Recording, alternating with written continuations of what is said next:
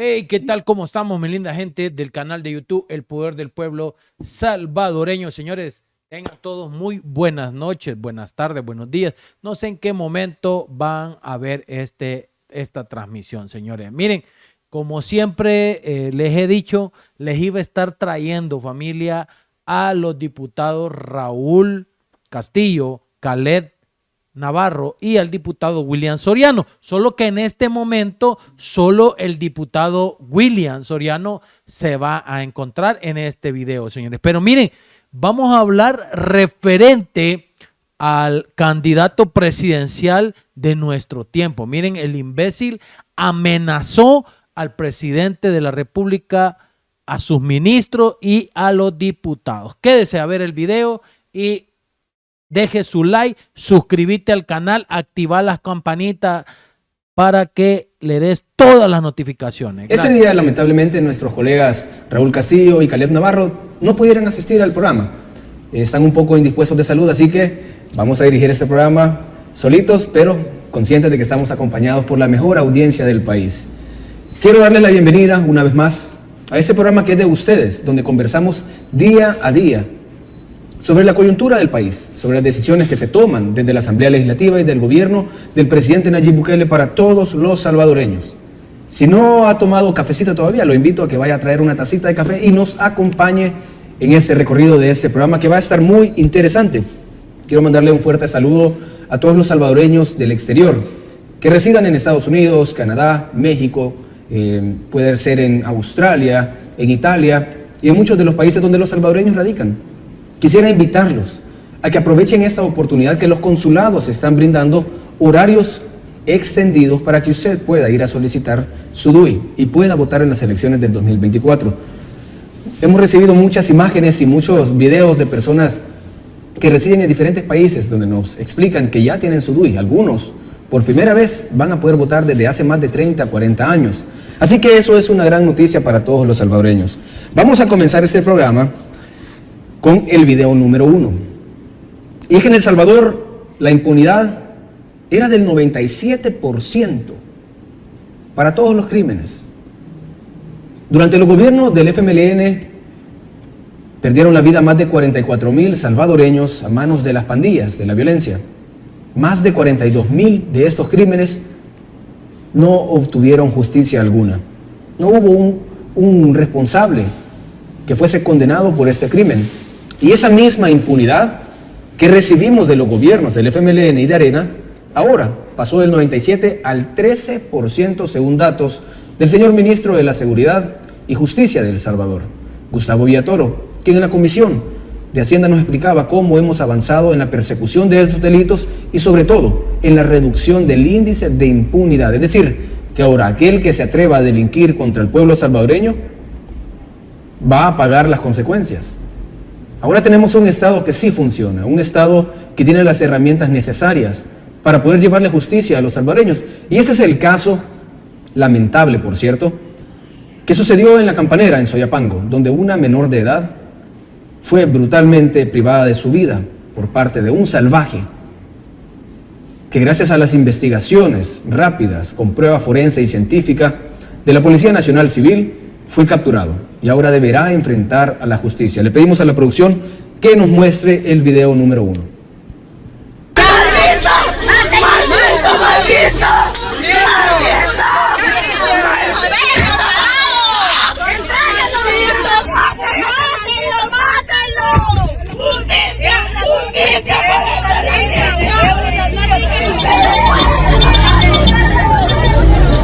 Como Policía Nacional Civil, en este lamentable, vil y cobarde hecho, presentamos la captura de Edwin Alvarado Lazo, de 50 años de edad, que lo tenemos aquí.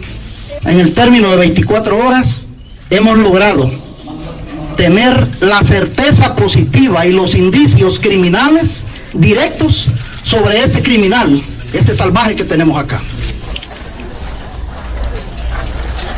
Los últimos 2 delitos de los que tenemos registro como autoridad, las víctimas eran mujeres, 2001 y 2005. Todo aquel que se atreva a atentar contra la vida, la integridad física, contra nuestras niñas, contra nuestros niños, va a encontrar toda la fuerza de este Estado salvadoreño que representa el presidente Nayib Bukele. Este Estado se respeta, pero sobre todo, la tranquilidad de más de 6.3 millones de salvadoreños la vamos a hacer respetar. Aquí hay un dato que me llama muchísimo la atención. Esa persona contaba ya con antecedentes y había sido ya condenado y liberado en 2 diferentes ocasiones, en el 2001 y en el 2005. ¿Quiénes gobernaban en esos años? No era el partido Arena, no eran sus amigos que estaban en el sistema judicial los que permitieron que este violador saliese libre nuevamente. Gracias a Dios, no le puedo llamar de otra forma, este animal va a pasar el resto de sus días en el Secot, pagando por esa pena, pagando por este horrendo crimen. Y esperamos que todos aquellos que sigan pensando que en El Salvador se puede delinquir de la manera más tranquila y libre posible, piénsenlo 2 veces.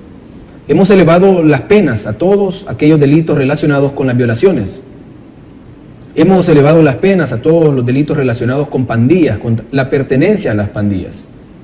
Y es que cuando conversábamos con el ministro de Seguridad, hacíamos un análisis de que el crimen crece cuando la tasa de rentabilidad es muy alta. Es decir, cuando un sistema judicial tiene diferentes huecos por donde maniobrar y las penas son bajas.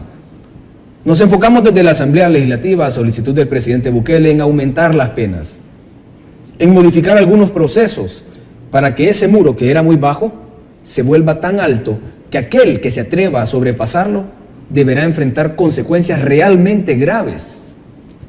Penas que hoy sí de verdad son un verdadero castigo, en cárceles donde no hay privilegios que antes tenían los privados de libertad gracias al FMLN y Arena.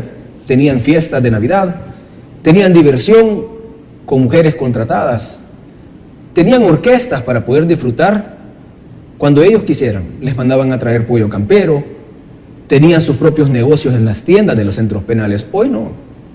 Hoy deberán pagar de verdad esos crímenes y deberán enfrentar por el resto de sus vidas las consecuencias de esos actos.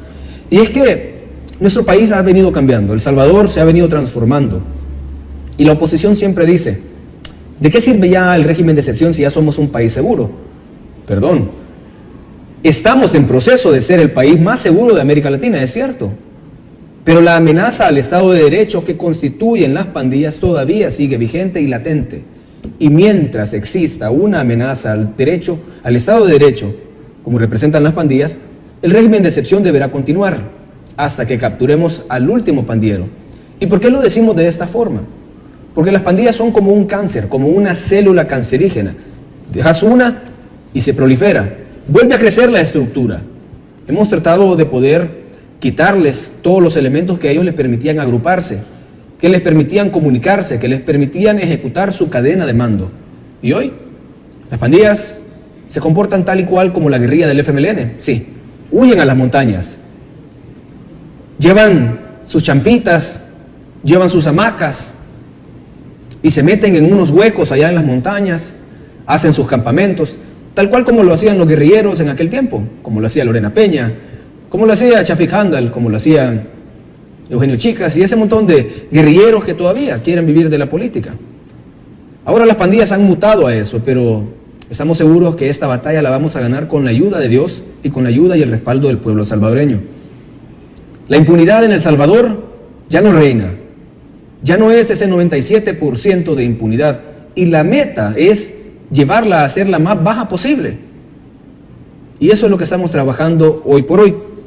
En El Salvador siempre ha existido la creencia, desde cualquier tipo de delito, desde manejar intoxicado con bebidas alcohólicas, de manejar en sentido contrario, desde robarse un teléfono celular, desde extorsionar, de que la justicia no les va a alcanzar. Miren, las leyes están modificándose, los procesos están cambiando y las herramientas con las que ahora cuenta el órgano ejecutivo en sus diferentes instituciones son más.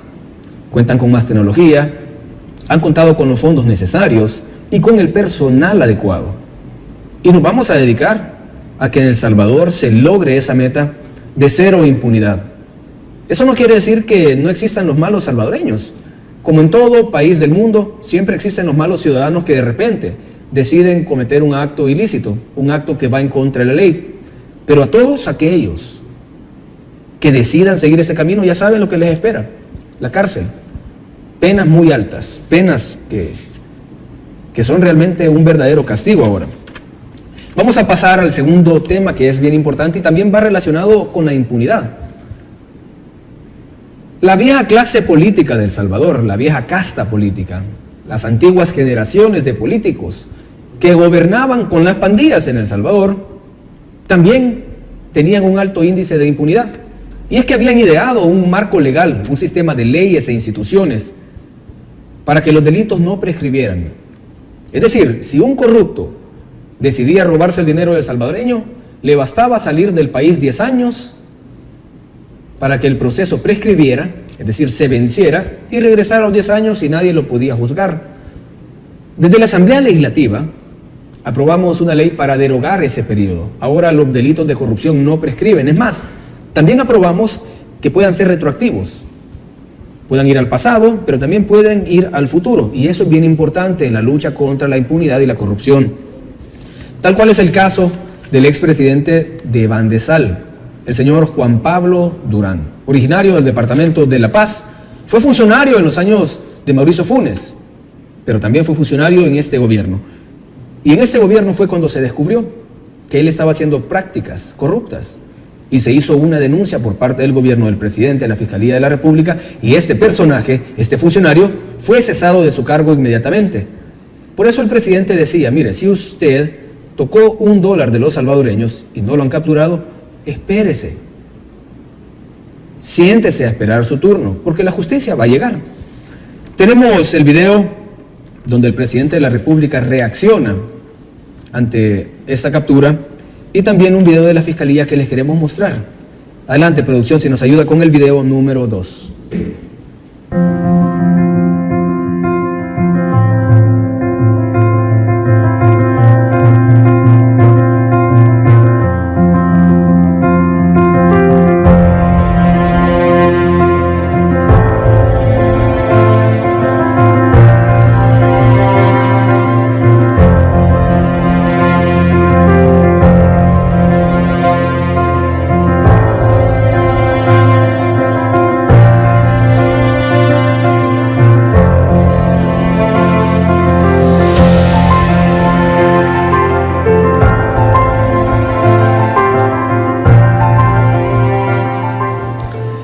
Y ese era el momento donde el señor Juan Pablo Durán espera en el juzgado a que se siga el proceso debido por actos de corrupción. Miren, y este es un mensaje también a todos los funcionarios del presente, del pasado y del futuro. Véanse en ese ejemplo, veámonos en ese ejemplo. Y es que todo aquel que decida seguir el mal camino, mejor no se metan en la política o en la función pública. Porque aquí estamos para servir, no para servirnos de la gente. Estamos para servir al pueblo salvadoreño. Y los salvadoreños ya están cansados de que sus impuestos vayan a parar a las manos de unos pocos. Y miren, esto me recuerda también al caso de que la Fiscalía mostró en esta semana de la casa que le confiscaron al expresidente Salvador Sánchez Serén. Ustedes lo veían al expresidente todo calladito, casi dormido, ausente. Casi nunca se le vio en sus años de gobierno. Pero en secreto estaba él amasando una fortuna que provenía de los fondos de los salvadoreños. Fortuna que le sirvió para poder construir una casita que no era de cartón. Era una casa bastante bonita. Una casa que no correspondía a su salario como funcionario. Y esas son las cosas que el pueblo cuestiona. ¿Cómo era posible que un gobierno que decía que iba a cambiar el país, que luchó 10 años de guerra para poder redistribuir la riqueza del país y generar condiciones para que todos pudiesen ser ciudadanos exitosos en el país, terminase de esa forma? Sí, siendo un gobierno ladrón, siendo un partido decadente, siendo un partido que poco a poco se acerca a su final. Y es que el FMLN le prometió tanto a la población salvadoreña pero al final solo se terminaron cumpliendo a ellos mismos. Y en el caso del expresidente de Bandesal, es importante, es muy importante el ejemplo que se está dando ahora, de que la impunidad se acabó no solo para los terroristas, para los pandilleros, para los delincuentes, sino también para todos esos funcionarios de cuello blanco que por décadas quisieron hacer lo que querían con el dinero de los salvadoreños. Tenemos una lista de casos que ahorita se están judicializando. El caso de Rodolfo Parker, por más de $1 millón, 2 millones de dólares que no logró justificar. El caso de Eugenio Chicas por más de $100,000. El caso del el actual diputado Alberto Romero de Arena, que ya guarda prisión mientras se lleva a cabo su juicio. El caso de Lorena Peña, por más de $270,000, vinculada también al desfalco de 270 millones de las ONG fachadas. Hay bastantes casos en ambos partidos. Y esto nos debe recordar que la función política es pasajera, es temporal, pero las consecuencias te persiguen para toda la vida. Por eso es importante asegurarse de hacer las cosas bien. Por eso es importante entregar resultados a la población. Porque el día de mañana es tan fácil como que la Fiscalía solicite los ingresos y los egresos de un funcionario para saber si se ha enriquecido ilícitamente o no. Y ahí van a poder comprobar si esta persona ingresó dinero que no logró justificar a sus cuentas. O es mago y le apareció el dinero de la nada, o es un vil ladrón. Generalmente son ladrones, porque no los hemos visto hacer magia alguna. El Salvador está cambiando, como lo dije hace un momento, y aquí no importa la bandera que sea. El que es corrupto y deberá ser perseguido con toda la fuerza del Estado salvadoreño. Y para eso nos hemos encargado de este año de asignar el presupuesto necesario para las instituciones que trabajan en la consecución de la justicia y en la persecución del delito, pero también en la defensa soberana de nuestro país. Como lo decía hace un momento, el que la hace, la paga. Ese es el Salvador que estamos construyendo ahora. Y es que miren, hablando de corrupción, el FMLN sigue exigiéndole al Ministerio de Hacienda que le paguen $1 millón que le deben. ¿Cómo es que el dinero de los salvadoreños lo vamos a utilizar para pagarle a un partido corrupto? Eso no me queda bastante claro a mí. Si ellos son los que le han robado al Estado, ¿por qué el Estado tiene que devolverles? Mejor que devuelvan lo que robaron, que eso es lo que la población quiere. Y es que gracias a la información de las encuestas de Sid Gallup, que son encuestas bastante reales y verídicas, que las pueden consultar cualquiera de ustedes en redes sociales o en los medios oficiales de esta casa encuestadora, El Salvador es catalogado como el país menos corrupto de América Latina. Dice así: El Salvador ha dejado de liderar las encuestas de los países más corruptos y peligrosos.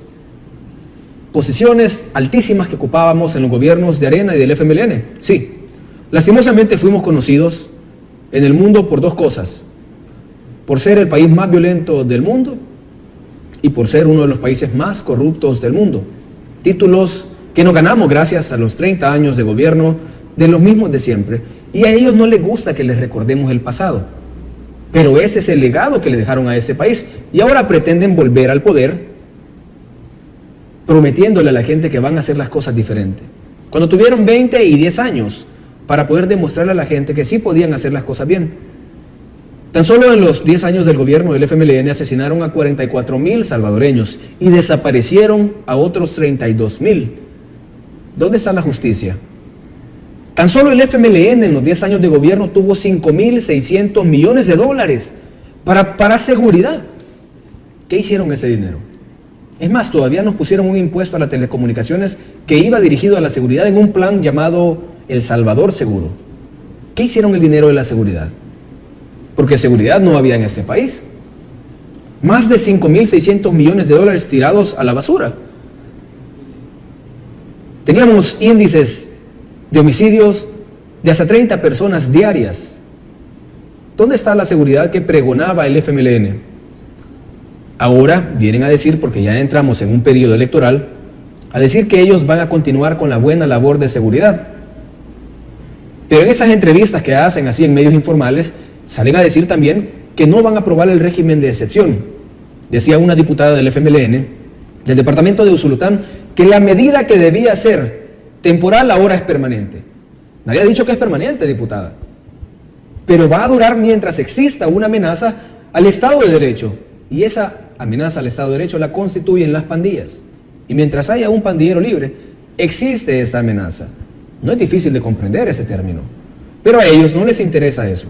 A ellos lo que les interesa es ir todas las semanas a reunirse con los familiares de los pandilleros que han capturado, a prometerles que los van a liberar y les van a dar justicia si votan por ellos. Esa es la realidad.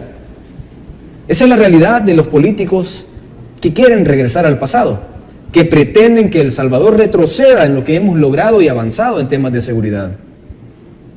Ellos no piensan en términos de bienestar de la población, piensan en términos de beneficio para su partido, en rédito político. Y se les olvida que los salvadoreños tienen memoria y no olvidan lo que vivieron en más de 30 años de estos dos partidos políticos que no gobernaron. Vamos a pasar al video número 4, hablando de políticos que no tienen idea de lo que vienen a hacer. El candidato del partido Arena, el señor Joel Humberto Sánchez, que dijo en alguna ocasión que las computadoras que el gobierno entrega en los centros escolares de todo el país solo sirven para plantear, es decir, para andar de alucines en la calle. ¿Cómo es posible que una persona que es empresaria, que quiere dirigir las riendas de un país, desconozca del potencial de una computadora o una tablet para la educación de nuestros hijos? O es demasiado ignorante o tiene un corazón bastante negro. Yo creo que son ambas. Prefirió darle a un niño una Kuma, que una Kuma no tiene nada de malo, pero le dijo que en vez de la computadora le daba esa Kuma para que le sirviera. Es que ellos quieren que volvamos a los tiempos donde ellos gobernaban una finca, donde a la gente lo único que le daban era para andar chapudando y para hacer trabajos que ellos no querían hacer. Pero El Salvador ha cambiado. Como lo dijo el presidente allá en Sonsonate, vamos a garantizar que todos los alumnos tengan igualdad de oportunidades. Y eso es lo que estamos haciendo, pero ellos no comprenden. Hemos tenido que dar una computadora a cada niño, una tableta a cada niño, para poder romper con esa brecha digital que nos heredaron estos gobiernos. Y yo recuerdo que el FMLN prometió darle una computadora a cada niño y no lo cumplió. Ahora el candidato de Arena pretende darle una Kuma a cada niño.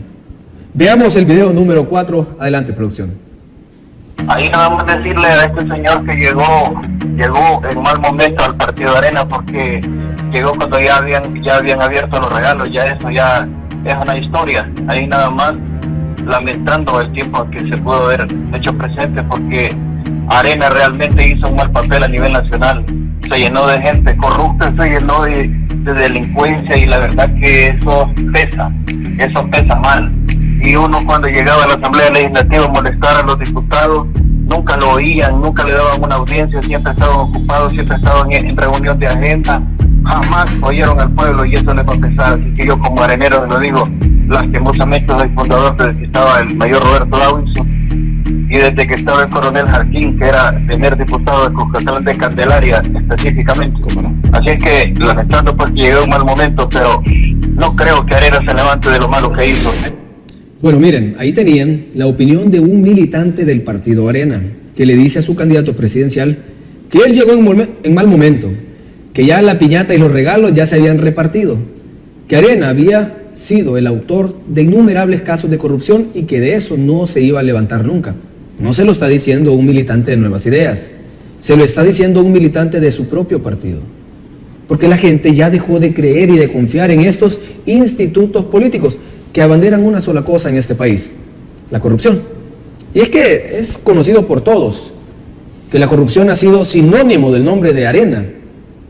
Hay muchos casos, pero hay un caso que me llama mucho la atención a mí. Cuando nosotros estábamos interpelando o interrogando en la Comisión de Sobresueldos al expresidente Elías Antonio Saca, recuerdan, ¿no?, que estuvo gobernando este país hasta el 2009. Él dijo algo bastante llamativo. Dijo: la Fiscalía de Douglas Meléndez me prohibió en el juicio hablar de los destinatarios de los sobresueldos de la partida secreta. ¿Sabe usted por qué le prohibieron al expresidente hablar de ese tema? Justamente porque este fiscal se acercaba a un proceso de reelección por parte de la Asamblea Legislativa. ¿Y quiénes eran los destinatarios de los sobresueldos? Eran los diputados. Eran los diputados de Arena y del FMLN. Y hemos llamado a esa comisión al diputado Rodrigo Ávila, a la diputada Margarita Escobar, que no estuvo porque se fugó del país, para que rindieran cuentas de ese dinero. Y como ellos iban a ser los que tenían que dar el voto para reelegir a este fiscal, lo chantajearon para que no saliera a la luz en el testimonio de este expresidente corrupto de Arena los nombres de los destinatarios de los sobresueldos. Pero miren, gracias a Dios tuvimos esa comisión y salieron todos los nombres, uno por uno, con nombre y apellido. El expresidente Elías Antonio Saca nos describió al detalle cómo se robaban el dinero y lo entregaban en sobres a los funcionarios del gobierno, a los diputados, a la Corte Suprema de Justicia, a los magistrados y también a los presidentes de los partidos políticos. Él menciona un caso específico, el de Rodolfo Parker. Mes a mes, el presidente Tony Saca le entregaba a través de su secretario privado dinero, fajos de billete para poder obtener gobernabilidad. Lo mismo se repitió en el gobierno de Mauricio Funes. Esa mal llamada gobernabilidad comprada. Esa era la gobernabilidad que ellos prefieren, a la que quiere regresar el FMLN y Arena. Gobernabilidad que a ellos los volvía millonarios de un día para otro, a cambio de extorsionar y de chantajear al Ejecutivo. Pero gracias a Dios eso se ha acabado. Esas prácticas ya no existen y nos hemos encargado de que no se vuelvan a repetir. Vamos a pasar al video número 5, donde la oposición asegura que los salvadoreños vivían en total tranquilidad y paz después de la firma de los acuerdos de paz. Yo me pregunto, ¿estos personajes vivían en algún tipo de burbuja? ¿Salían del recinto de la Asamblea Legislativa o de sus oficinas ministeriales o de sus residenciales para ver la realidad del pueblo salvadoreño? Yo creo que no. Yo creo que ellos vivían en esa burbujita que les permite a ellos tener privilegios que los alejó del sentir de la población. Y es que por años los salvadoreños hemos tenido que aguantar violencia, extorsiones, privaciones de libertad, limitaciones al tránsito. Es decir, que si usted residía en una colonia u otra, no podía visitar otra, porque simple y sencillamente un pandillero lo iba o lo raptaba o terminaba con su vida. Vamos a ver el video número 5 para que usted pueda comprender de lo que estamos hablando ahora mismo. Yo recuerdo el ambiente en El Salvador después de la firma de la paz, que lamentablemente ahora pues se despotrica contra los acuerdos de paz, pero había esperanza de la gente. Una ráfaga de disparos fue lo que alertó a los residentes del caserío Las Flores. Preliminarmente se hablaba de 8 fallecidos, pero a medida la policía inspeccionó el lugar, encontraron más cadáveres. Había esperanza de la gente, que el ejército estuviera en los cuarteles, que hubiera una nueva policía, que dejara de existir, digamos, la represión política, tal. La gente tenía esperanza. Supuestos pandilleros obligaron a los pasajeros y al motorista a bajarse de la unidad y posteriormente la incendiaron. Además, digamos, quizás el crecimiento económico más fuerte que se dio en el país se dio precisamente después de la firma de los acuerdos de paz, porque había mucha esperanza y mucho entusiasmo. Entonces los homicidios disminuyeron de 14 a 5 diarios. Trataba de un pacto entre el gobierno del expresidente Mauricio Funes y las pandillas MS-13 y la 18. Y efectivamente se confirmó una tregua entre pandillas con el gobierno del expresidente Mauricio Funes y el primero que había llevado al FMLN al poder. La tregua la ha pactado la Mara 18 o Barrio 18 y la MS o Mara Salvatrucha. Entre ellos. No es una tregua pactada con el gobierno. Bueno, usted pudo ver y escuchar desde la viva voz del expresidente, que ahora se convirtió en nicaragüense, porque ese es el destino preferido de los corruptos del FMLN. Irse a vivir a Nicaragua, renunciar a su ciudadanía salvadoreña e irse a meter bajo las faldas de Daniel Ortega. Para eso son buenos los del FMLN, para no rendirle cuentas a la población salvadoreña. Pero mire, ahí andan de nuevo en campaña pidiéndole el voto a usted. Usted que me está viendo, y si se encarga y ve a alguno del FMLN, recuérdele. Recuérdele qué hicieron en esos 10 años que gobernaron este país. Recuérdele cómo vivíamos con la inseguridad en esos 10 años que ellos gobernaron este país. Recuérdele de esos casos de corrupción que ellos juraron nunca cometer. Va a ser interesante ver la respuesta de la población cuando esos candidatos comiencen a ir casa por casa. Y es bien importante que los salvadoreños comprendan que los procesos políticos que nuestra nación está atravesando marcan un antes y un después en nuestra historia. Por un lado, los partidos que representan la corrupción, la inseguridad, la violencia y la mala gobernanza, y por otro lado, los partidos que miran hacia el futuro, que buscan cambiar el futuro de nuestra nación a través del ejercicio público honesto y sobre todo con sentido común. Hemos heredado un país con muchos problemas. Hemos heredado un país que en los primeros meses de la administración del presidente Bukele recibimos una pandemia global, una amenaza a la salud bastante seria, que puso en jaque mate todo el mundo. Pero gracias a Dios logramos salir avantes de esto y permitió que la economía regresase a su rumbo normal. ¿Se imaginan ustedes qué habría pasado si nos hubiese gobernado Sánchez Serén en ese tiempo? Bueno, él se habría ido a Cuba a tratar sus enfermedades, mientras el pueblo salvadoreño hubiese sufrido las consecuencias. El Salvador ya no es como antes. El Salvador sigue cambiando. Y producto de eso es que vemos cómo los vuelos internacionales se siguen incrementando hacia nuestro país. Cientos de miles de salvadoreños residentes en el exterior ahora regresan a nuestra nación con planes de quedarse, con planes de invertir o con planes de retirarse y jubilarse en El Salvador. He recibido muchos comentarios en las redes sociales de muchas personas que ahora ya están haciendo realidad ese sueño de poder regresar a su tierra. A ellos les quiero decir gracias por confiar en su país. Sean bienvenidos a su nación. Sean bienvenidos a El Salvador que estamos construyendo junto al presidente Bukele y junto a ustedes. Y les tengo la excelente noticia que en el 2024 usted va a poder ser parte de esas decisiones. Y es que por primera vez, realmente, ustedes van a poder votar desde el exterior. Van a poder votar en los consulados de forma presencial o van a poder votar a través de su teléfono, su iPad o su computadora. De la forma más segura y cómoda posible, usted va a poder ejercer ese derecho que le negaron estos partidos políticos a usted.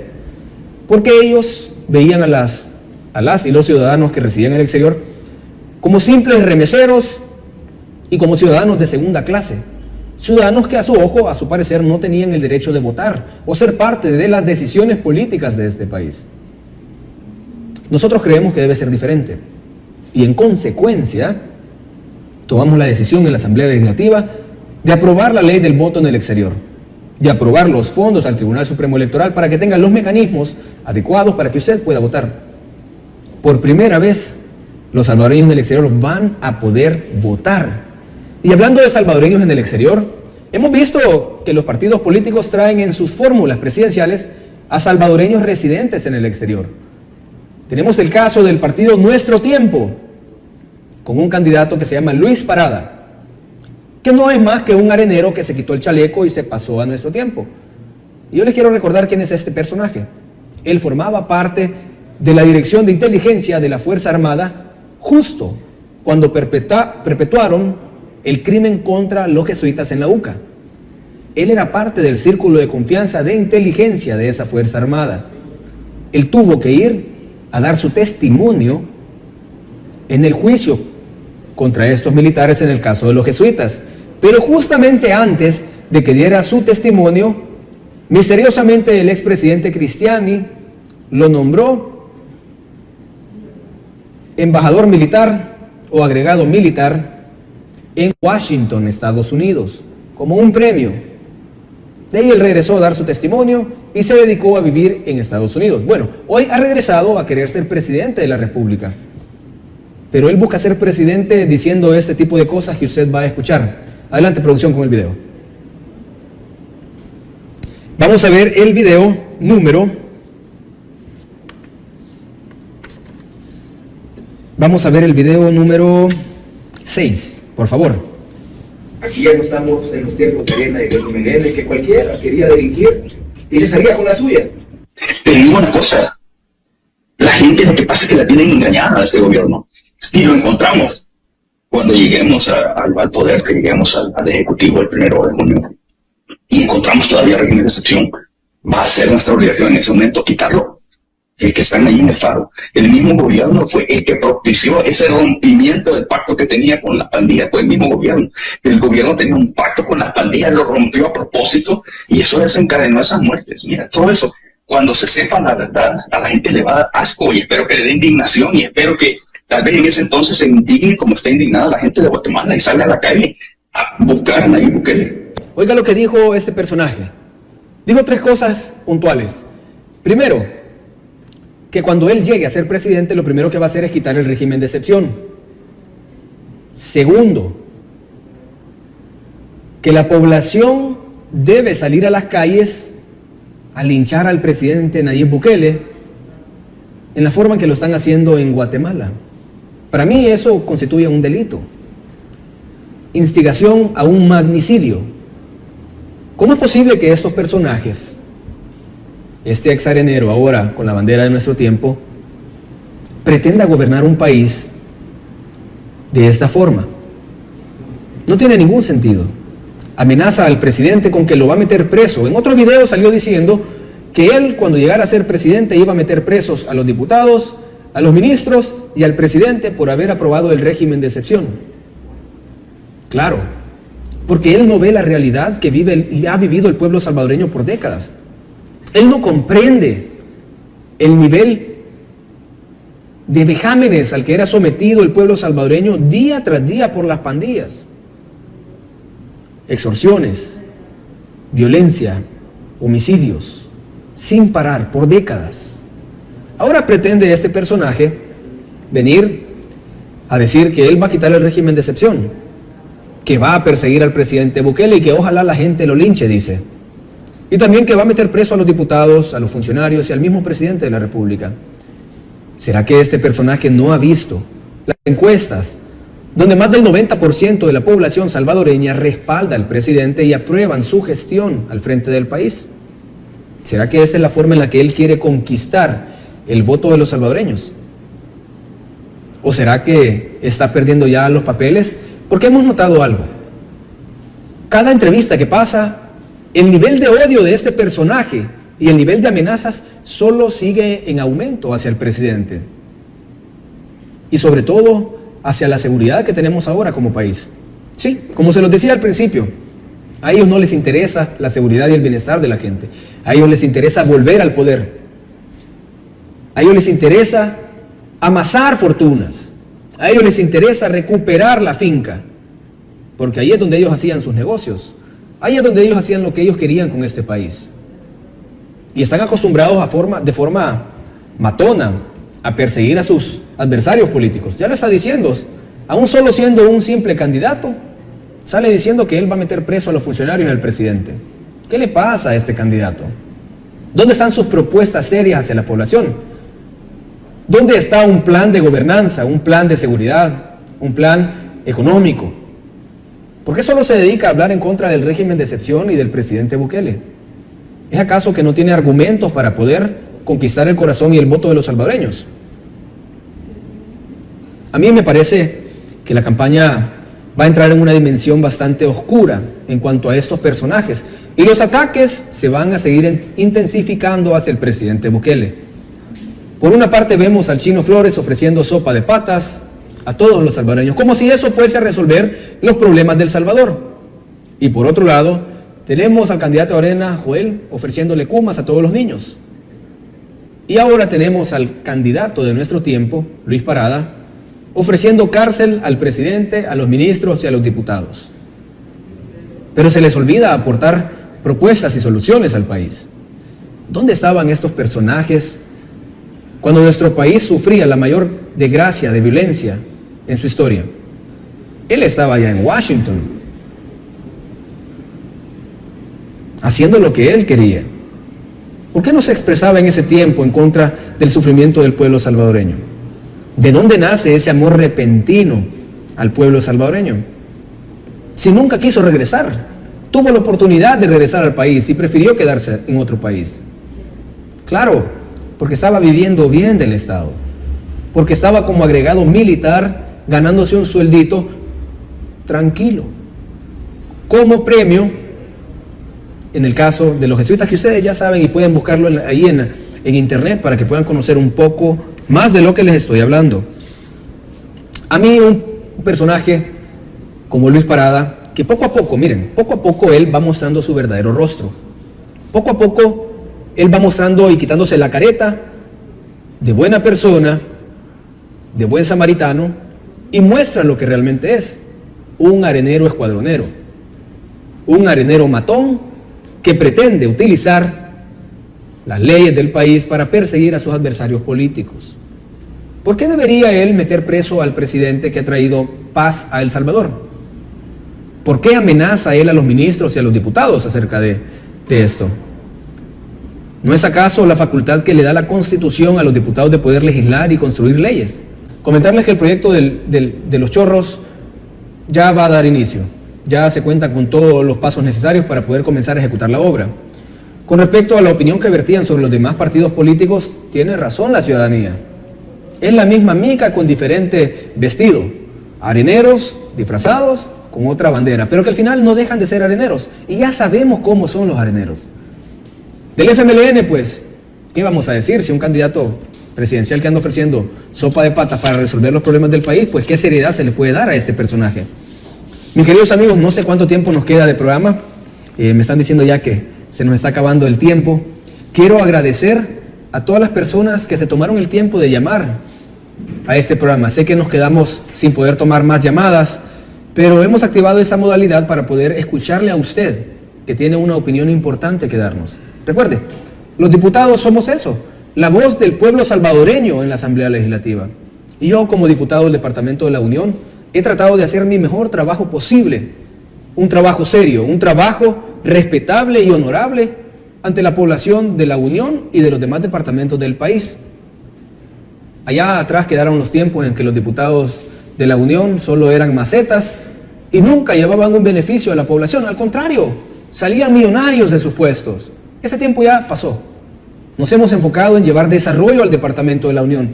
Y una promesa que la oposición siempre hacía y que nunca la cumplieron fue iniciar las operaciones del puerto de la Unión Centroamericana. Es gracias al gobierno del presidente Bukele y la nueva Asamblea Legislativa que ya el puerto de la Unión Centroamericana está recibiendo las operaciones de su ferry y comienza a recibir cruceros europeos, que esas personas llegan a hacer tours en los diferentes puntos turísticos de la Unión, llevando mejora económica, generando empleo para los restaurantes, para los lancheros, para aquellos que se dedican al rubro del turismo. Hemos llevado a cabo innumerables proyectos en todo el Departamento de la Unión: calles, puentes, unidades de salud, reconstrucción de escuelas, entrega a todos los centros escolares de tabletas y computadoras totalmente gratis a nuestros niños. El avance es mucho, pero falta mucho por hacer. Falta mucho trabajo. Y es por eso que no hemos bajado la guardia junto al presidente. Yo le quiero agradecer públicamente al señor presidente de la República por haber fijado sus ojos en el Departamento de la Unión, de donde es originario su familia materna. Gracias, presidente, por estar invirtiendo como nunca antes en el Departamento de la Unión. Sabemos que falta mucho, porque no podemos corregir 30 años de abandono en 2 años y medio que llevamos en la Asamblea Legislativa. Pero yo sé que si la población salvadoreña le sigue dando la oportunidad al presidente, vamos a lograr cambiar todo el país y también el Departamento de la Unión. Este ha sido el programa de ahora, mis queridos amigos. Gracias por haber sintonizado la verdadera gobernabilidad. Pues, ¿qué les pareció el video que les traje, señores, del diputado William Soriano, donde se estuvo hablando? Miren, yo no tengo otro tema más, ¿verdad? Se habló de todo un poco, pero donde yo sí he quedado un poco molesto es que cómo es posible que en el país le sigan diciendo dictador a nuestro presidente, sigan diciendo que no hay una libre expresión, y este tipo de políticos basuras como el candidato presidencial Luis Parada, señores, ha lanzado esas fuertes amenazas contra el presidente, contra sus ministros, y por ahí andan un montón de terengos que hasta amenazan a nosotros los youtubers que cuando caiga la dictadura en El Salvador, de igual manera nosotros nos vamos a ir presos. Imagínense hasta dónde la mentalidad de estos tontos, ¿verdad? Pero que Dios tenga misericordia de ellos y la gloria es para Dios. Y muchas gracias, señores, gracias a todos los que estuvieron conectados, a mi gente linda de Australia, de México, de Canadá, donde quiera que se encuentren fuera de nuestras fronteras y dentro de nuestro querido El Salvador, toda mi linda gente de los 14 departamentos, de los 262 municipios todavía, ¿verdad? Porque hasta el otro año entra en vigencia lo de los 44 municipios. Así que Dios me los bendiga, señores. Miren, no se preocupen, vienen más obras. Démosle gobernabilidad a nuestro presidente este 4 de febrero, votando por la bancada Cian, señores, y apoyando, como siempre, a nuestro querido presidente Nayib Bukele. ¡Salud!